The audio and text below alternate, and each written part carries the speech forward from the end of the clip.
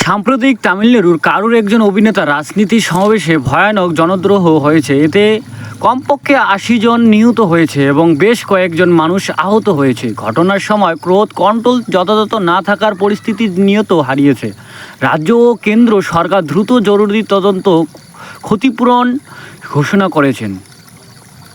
একদাগে শুনে নেন নতুন জিএসটির সংস্করণ। কেন্দ্রীয় সরকার একটি বড় ঘোষণা করেছেন। জিএসটি কমানোর জন্য ঘোষণা করেছেন 18%, যেখানে ছিল 12%, যেখানে ছিল বাতিল করে সেটি নতুন রোড হয়েছেন 0 থেকে 5%, 18% ও 40% লাক্সারি সিন আইটেম। এই সংস্কারের উদ্দেশ্য জটিলতা কমানোর জন্য খরচ ও সস্তা করা ও আদায়ের সহজতা আনা।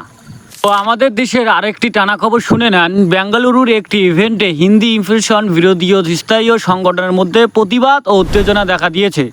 বেশ কয়েকজন গ্রেফতার হয়েছে। ভাষা ও সাংস্কৃতিক স্বাতন্ত্র্যের বিষয় আবার অপেক্ষাকৃত গুরুত্বপূর্ণ হয়ে উঠেছে রাজ্য পর্যায়ে। বন্ধুরা, আবারও শুনে নেন বর্তমান ভারতে যা যা ঘটছে। তামিলনাড়ুর কারুর ভয়াবহ দুর্ঘটনা, রাজনৈতিক সভায় জনদ্রব্য, 40 জনের মৃত্যু। নতুন জিএসটির রেট ঘোষণা, কিন্তু পণ্যের ট্যাক্স কমানো হয়েছে। দোকানদাররা পণ্যের ট্যাক্স ওইভাবেই নিচ্ছেন, কমানো হচ্ছে না। বেঙ্গালুরুতে ভাষাবিরোধী উত্তেজনায় হিন্দি ইনফ্লেশনের বিরুদ্ধে প্রতিবাদ জোরদার।